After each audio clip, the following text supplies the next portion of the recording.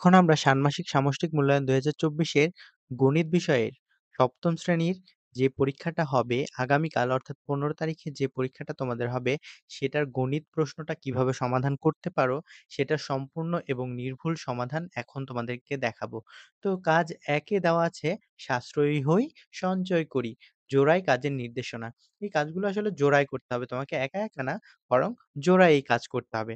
তো এই যেই নির্দেশনা দেওয়া আছে এই নির্দেশনাটা তোমরা খুব ভালো করে পড়ে নিবা। নির্দেশনা যদি খুব ভালো করে না পড়ো তাহলে হয়তো প্রশ্নের উত্তরটা খুব ভালোভাবে বুঝতে পারবা না। তো অবশ্যই তোমাদেরকে নির্দেশনা খুব ভালোভাবে পড়ে নিতে হবে। তো নির্দেশনা আশা করি তোমরা এতক্ষণে খুব ভালোভাবে পড়ে নিয়েছো। পড়ে নেওয়ার পর এবার প্রত্যেকে নিজের খাতায় নিচের প্রশ্নের উত্তর লিখে রাখো। তো দেখো এখানে যে প্রশ্নগুলো আছে, এখানে আ টোটাল ৪ টা প্রশ্ন আছে। এই ৪ টা প্রশ্নের উত্তর কিন্তু তোমাদেরকে লিখে রাখতে হবে। তো আ এই নির্দেশনা পড়া শেষে এই প্রশ্নের উত্তর তুমি কিভাবে লিখতে পারো? দেখো ১ নাম্বার সঞ্চয়ের হিসাব ছক আকারে লিখি। এটার উত্তরটা আমরা লিখতে পারি এভাবে যে দেখো টেবিল তৈরির জন্য প্রতি মাসে সঞ্চয়ের তালিকা এটা করতে হবে। ধরি ১ম মাসে সঞ্চয় ৳১০ তাহলে ১ম মাসের সঞ্চয় যদি ৳১০ হয়, ১ম মাসে সঞ্চয় ৳১০ গুণ আকারে টাকার পরিমাণ দেখো, টাকার পরিমাণ হলো ৳১০ তো ২য় মাসে যে ১০ ছিল, এই ১০ কিন্তু গুণ হয়ে গেল ১০ এর সাথে তাহলে ৳১০০ হয়ে গেল। তো এবার দেখো, এবার কিন্তু এই যে এইখানে যেই টাকা হলো সেটার সাথে আবারও ১০ যুক্ত হবে। ৩য় মাসে এসে এইখানে যে টাকাটা হবে সেটার সাথে আবারও ১০ যুক্ত করব। যুক্ত করে ১,০০০ পেলাম। এবার ৪র্থ মাসে এসে এইখানে যে টাকাটা হবে সেটার সাথে আবারও আমি ১০ হচ্ছে গুণ করব। সরি যুক্ত না, গুণ করব। গুণ করে এভাবে দেখো আমরা মাস শেষে হিসাব করব। হিসাব করে দেখব এক ৳১১,১১০ হইছে। তো এইভাবে কিন্তু তোমরা এই ছকটা পূরণ করবা। আশা করি তোমরা যদি নির্দেশনাটা খুব ভালোভাবে পড়ো তাহলে এই আমি যে পূরণ করে দিয়েছি এটা তোমরা বুঝতে পারবা। এখানে একদমই নির্ভুল হচ্ছে প্রশ্নের উত্তর কিন্তু তোমাদেরকে এখানে দেওয়া হলো। তো পরের প্রশ্ন যেটা সেটা চলো আমরা দেখি সংখ্যাগুলোকে সংখ্যাগুলো কি ছকের মাধ্যমে সূচক আকারে প্রকাশ করা যাবে? ব্যাখ্যা দাও। তাহলে এই যেই সংখ্যাগুলো তুমি পেলা, এগুলোকে কি সূচক আকারে তুমি প্রকাশ করতে পারবা? যদি পারো তাহলে ব্যাখ্যা দিতে হবে। তো দেখো ২ নাম্বার আমি লিখলাম সংখ্যাগুলোকে ছকের মাধ্যমে সূচক আকারে প্রকাশ করা যায়। এটার ব্যাখ্যাটা কি? যেমন ধরো ১ম মাস ১ম মাসে ৳১০ ১০ এর সূচক যদি আমি এখানে ১ ধরি অর্থাৎ পাওয়ার যদি ১ ধরি, ১০ এর পাওয়ার ১ হইলে তো ১০ ই হয় মান। ২য় মাসে এই যে ১০০ হইছিল আমার টাকা, এটাকে দেখো পাওয়ার যদি আমি ২ করি তাহলে কিন্তু ১০০ মিলে যাচ্ছে। তাহলে পাওয়ার ১, পাওয়ার ২, পাওয়ার ৩, পাওয়ার ৪। তাহলে দেখতেই পাচ্ছ তোমরা পরের মাসে ১০০০ হইছিল, পাওয়ার ৩। পরের মাসে হলো ১০,০০০ পাওয়ার ৪, পাওয়ার বা সূচক এখানে কিন্তু ৪। তো এভাবে কিন্তু তোমরা সূচক আকারে প্রকাশ করতে পারো। এটা সঠিক উত্তর। তো এভাবে তোমরা কিন্তু এটা প্রকাশ করতে পারো। তোমরা প্রশ্ন খুব ভালোভাবে বুঝলে উত্তর খুব সুন্দরভাবে দেওয়া আছে। তোমরা আশা করি খুব সহজেই বুঝতে পারবা। তো পরে দেখো ৩ নাম্বারে যেই প্রশ্নটা ছিল, ৫ম মাসে তোমার সঞ্চয়ের পরিমাণ কত টাকা হবে? তো ৫ম মাসে সঞ্চয়ের পরিমাণ হিসাব করতে হবে। ৫ম মাসে সঞ্চয়ের পরিমাণ নির্ণয় প্রশ্ন ১ এর ছকে আমরা বুঝতে পারি প্রতি মাসের সঞ্চয়ের পরিমাণ ১০ এর সূচক। এটা কিন্তু আমরা বুঝতে পারছি। আমরা যে ছক দেখছি সেই ছক থেকে কিন্তু এটা আমরা বুঝতে পারছি প্রতি মাসের সঞ্চয়ের পরিমাণ ১০ এর সূচক। তাহলে মাসের সংখ্যা অর্থাৎ ৫ম মাসের সঞ্চয়ের পরিমাণ হবে এই যে ১০ এর উপরে সূচক ৫। দেখো প্রত্যেক মাসে মাস যখন ১ সূচক তখন ১ বা পাওয়ার ১। মাস যখন ২ সূচক তখন ২। মাস যখন ৩ সূচক তখন ৩। মাস যখন ৪ সূচক তখন ৪। তাহলে ৫ম মাসের সূচক কত হবে? তো তোমরা বুঝতেই পারছো ৫ম মাসের সূচক ৫। তো ১০ কে ৫ বার গুণ করো। গুণ করলে যেটা হবে সেইটাই হলো এটার উত্তর। তো তোমরা এটা এভাবে করতে পারো। তো চলো তার পরের প্রশ্নটা দেখি। ৪ নাম্বার প্রশ্ন ছিল তোমার পরিকল্পনা অনুযায়ী টেবিলটি তৈরি করতে কত মাস সঞ্চয় করার প্রয়োজন হবে? তো চলো এটা আমরা গাণিতিকভাবে এটার উত্তরটা দেখি। আমার পরিকল্পনা অনুযায়ী টেবিলটি তৈরি করতে টাকা লাগবে ৳১১,০০০। সুতরাং পরিকল্পনা অনুযায়ী টেবিলটি তৈরি করতে ৪ মাস সঞ্চয় করা প্রয়োজন। কারণ আমরা ৪ মাস সঞ্চয় করলে কিন্তু ৳১১,০০০ আমরা পাচ্ছি। ৪ মাস সঞ্চয় করলে আমরা ৳১১,০০০ পাচ্ছি। তো এটা তোমরা এখানে কিন্তু এই যে ক নাম্বার বা ১ নাম্বার ছকে তোমরা বুঝতেই পারছো।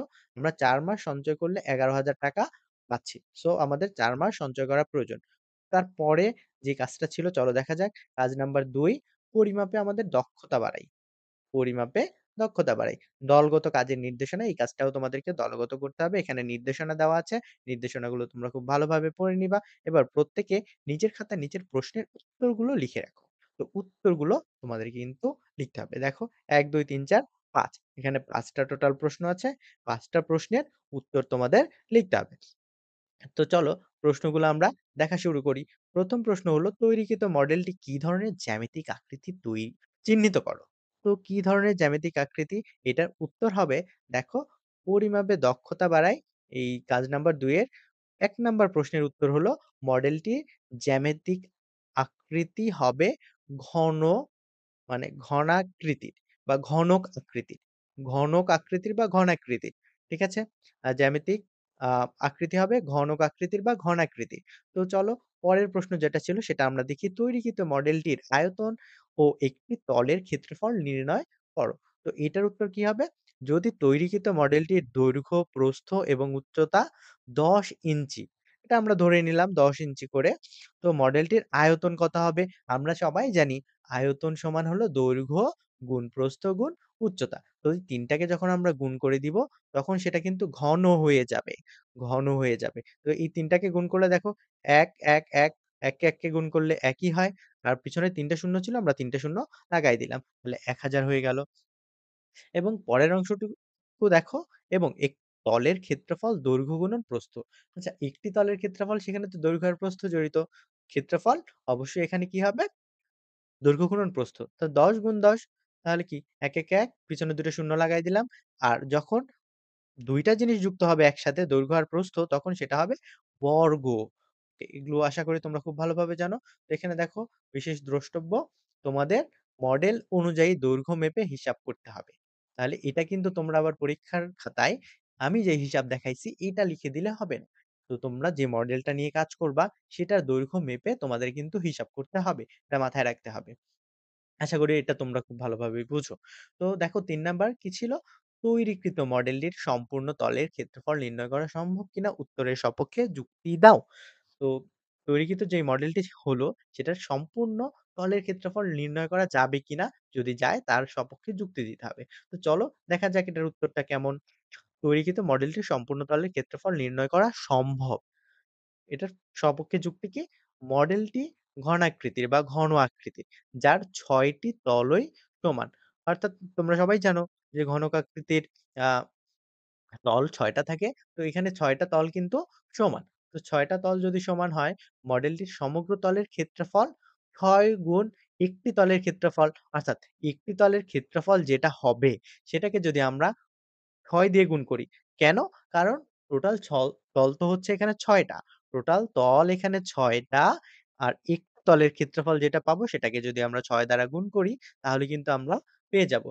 তো আমরা ২ নং এ পাইছিলাম একটি তলের ক্ষেত্রফল হলো ১০ গুণ ১০ সমান ১০০ বর্গ ইঞ্চি। তো এটার সাথে যখন আমরা ৬ টি তলের ক্ষেত্রফল বের করতে যাবো, ৬ দ্বারা গুণ করব। তাহলে আমরা ৬০০ বর্গ ইঞ্চি পেয়ে যাবো। তো এই ইঞ্চি বা এটা একক তোমরা একটু মাথায় রাখবা। তারপর দেখো বিশেষ দ্রষ্টব্য, তোমার মডেলের দৈর্ঘ্য অনুযায়ী হিসাবগুলো করে নিতে হবে। অর্থাৎ তুমি কিন্তু এই হিসাবটাই সরাসরি করে দিবা না। তোমার মডেলে যেই দৈর্ঘ্যগুলো ছিল তলের আ হচ্ছে আ দৈর্ঘ্য, প্রস্থ সেগুলোর উপর ভিত্তি করে কিন্তু তোমাদের এই হিসাবটা হবে। জাস্ট সংখ্যাগুলো চেঞ্জ হবে। উত্তরটা কিন্তু আ উত্তর করার প্রসেসটা কিন্তু এইরকমই। এই প্রসেসেই কিন্তু তোমাদের অঙ্কটা সমাধান করতে হবে। তো এরপর আমরা দেখব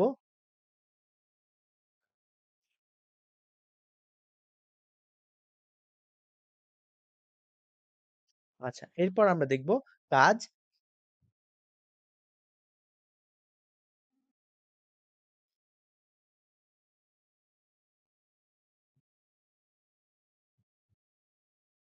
দেখো এখানে ৪ নাম্বার আর ৫ নাম্বার এই উত্তরটা আমার কাছে মিসিং আছে। এই উত্তরটা আমি খুব দ্রুতই আ তৈরি করে লিঙ্ক ডেসক্রিপশন এ দিয়ে রাখবো।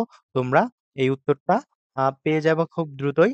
আর উত্তরটা আপলোড করার সাথে, সাথেই যাতে পেয়ে যাও তার জন্য নোটিফিকেশন বাটনটা অন করে রেখো। তারপর দেখো কাজ ৩ এখন আমরা দেখব গাণিতিক সূত্র যাচাই করে দেখি। তো তোমাদের এখানে যে নির্দেশনাটা দেওয়া আছে এটা তোমাদের দেখতে হবে যে একটা সূত্র তোমাদেরকে ১ম এ নিতে হবে। তারপরে সেটাতে একটা মডেল তৈরি করতে হবে।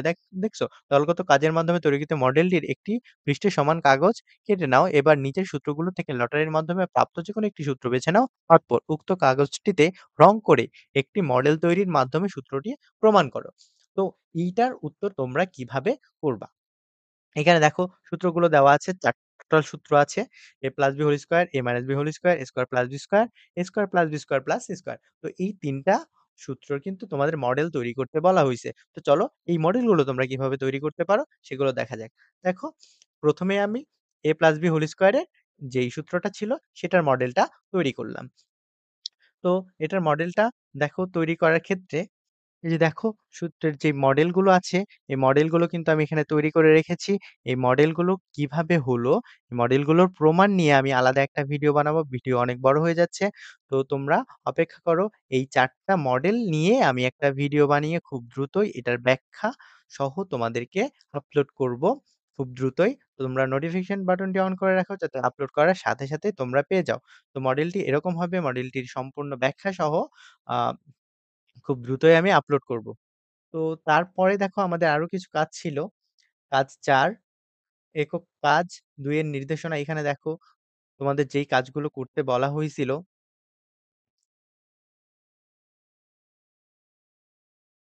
কাজ ৪ জ্যামিতিক আকৃতি বুঝে ও পরিমাপ করি। এখানে কাজ ১ এ তোমাদের যেগুলো বলা হয়েছিল দেখো, কেটে নেওয়া অংশ ২ টি কোন ধরনের জ্যামিতিক আকৃতি নির্দেশ করে? আকৃতি ২ টির বৈশিষ্ট্য লিখো। তাহলে তুমি কাগজ যেভাবে কেটে নিলা, ধরো এটা তোমার A4 সাইজের কাগজ ছিল, এভাবে তুমি কেটে নিলা। তাহলে এটা আর এটা কি কোন ধরনের জ্যামিতিক আকৃতি নির্দেশ করে? কেটে নেওয়া অংশ ২ টির জ্যামিতিক আকৃতি ত্রিভুজ আকৃতির। আকৃতি ২ টির বৈশিষ্ট্য হলো, আকৃতির বৈশিষ্ট্য আকৃতি একটি সমকোণী ত্রিভুজ। আ ত্রিভুজটির ৩ কোণের যোগফল বা ৩ কোণের সমষ্টি ১৮০ ডিগ্রি বা ২ সমকোণ। তাহলে এটা কিন্তু আমরা পেরে গেলাম। তারপর ২ নাম্বার দেখো, চাঁদার সাহায্যে যেকোনো একটি আকৃতির কোণগুলো পরিমাপ করে যোগফল নির্ণয় করো। তো এইটার যোগফল নির্ণয় করো। এটার উত্তর কেমন হতে পারে দেখো। এটার উত্তরটা হবে এই যে এরকম ২ নাম্বার যে চাঁদার সাহায্যে আমরা মেপে নিলাম। এটা ৩০ ডিগ্রি পেলাম, এটা ৬০ ডিগ্রি, এটা ৩০ ডিগ্রি। তো এটা আমরা জাস্ট আনুমানিক এখানে নিয়েছি। তোমরা পরীক্ষার হলে অবশ্যই জ্যামিতি বক্স নিয়ে যাবা এবং চাঁদার মাধ্যমে মেপে কিন্তু তোমরা প্রমাণ করবা। চাঁদা দিয়ে মেপে নিতে হবে। তো কোণগুলোর যোগফল দেখো, আমি যোগফল কিন্তু সবসময় ৩ টা কোণের যোগফল ১৮০ ডিগ্রি হবে। এটাই কিন্তু হবে। যদি ১৮০ ডিগ্রি না হয় তাহলে ভাববো যে তোমাদের মাপায় কোনো গড়মিল হয়েছে। তো তারপর দেখো ৩ নাম্বার ২ নং এ উল্লিখিত আকৃতিটির বাহুগুলো যেকোনো এককে পরিমাপ করো এবং বাহুগুলোর মানকে হর ও লব হিসেবে ব্যবহার করে যতগুলো সম্ভব প্রকৃত ভগ্নাংশ তৈরি করো। তো এটার উত্তর কেমন হবে দেখো, যে এটা লম্ব, এটা অতিভুজ, ভূমি। হ্যাঁ? তো সম্ভাব্য তো দেখো এটা লম্ব, অতিভুজ, ভূমি এগুলো আমি চিহ্নিত করে নিলাম। তারপর সম্ভাব্য প্রকৃত ভগ্নাংশ লব বাই অতিভুজ, বাহুর পরিমাপ কিন্তু তোমাদেরকে দিতে হবে। মানগুলো কিন্তু তোমাদেরকে দিতে হবে। তোমাদের বাহু মেপে তারপর তোমরা দিবা। তারপর ভূমি বাই অতিভুজ, লম্ব বাই ভূমি। তাহলে এগুলো বাহুর পরিমাপ তোমাদের এগুলা এখানে দিতে হবে। তাহলে দেখো আমরা কিন্তু এখানে ৩ টা প্রকৃত ভগ্নাংশ অ পেলাম। সম্ভাব্য প্রকৃত ভগ্নাংশ আমরা এখানে ৩ টা পেতে পারি। তো দেখো তারপরে ৪ নাম্বার যে প্রশ্নটা ছিল ৩ নং এ প্রত্যেকটি প্রকৃত ভগ্নাংশের ৩ টি করে গুণিতক নির্ণয় করো। তো গুণিতক আমরা এখন নির্ণয় করব। দেখো লম্ব, অতিভুজ, তারপরে ভূমি বাই অতিভুজ, লম্ব বাই ভূমি। এগুলো কিন্তু ছিল আমাদের আ ওই যে সম্ভাব্য প্রকৃত ভগ্নাংশ। তো এগুলোর যদি আমরা আ হচ্ছে গুণিতক নির্ণয় করতে চাই, তাহলে আমরা কি করব? যথাক্রমে ১ম টাকে ১ দ্বারা গুণ করব, ২ দ্বারা গুণ করব, উপরে নিচে ১ দ্বারা গুণ করব। তারপর উপরে নিচে ২ দ্বারা গুণ করব, উপরে নিচে ৩ দ্বারা গুণ করব। এভাবেই কিন্তু এখানে আমরা সেম কাজ করব। ১, ২, ৩ দ্বারা উপরে নিচে উভয় জায়গায় গুণ করব। ঠিক তেমনিভাবে এই ২ নাম্বারেও উপরে নিচে ১, ২, ৩ দ্বারা আলাদাভাবে গুণ করব। ৩ নাম্বারেও কিন্তু আলাদাভাবে ১, ২, ৩ দ্বারা উপরে নিচে গুণ করে আমরা মানগুলো বসাবো। আর এই মানগুলো কিন্তু তোমরা তোমাদের পরীক্ষার খাতাতে আ বা পরীক্ষার হলে যেই কাগজটা তোমরা কেটে নিবা সেই অনুযায়ী তোমাদেরকে কিন্তু বসাতে হবে। তো তারপর দেখো ৫ নাম্বারের উত্তরটা আ আর এখানে যে একটু বাকি অংশ ছিল, এই অংশটার বা এখানে ৪ নাম্বার, ৫ নাম্বার এই ২ টার উত্তর আমি খুব দ্রুতই আমার চ্যানেলে আপলোড করব। আর হচ্ছে তোমাদের এই মডেলগুলোর, সূত্রগুলোর যে মডেলের, এজন্য আমি আলাদা একটা ভিডিও বানিয়ে খুব দ্রুতই আপলোড করব।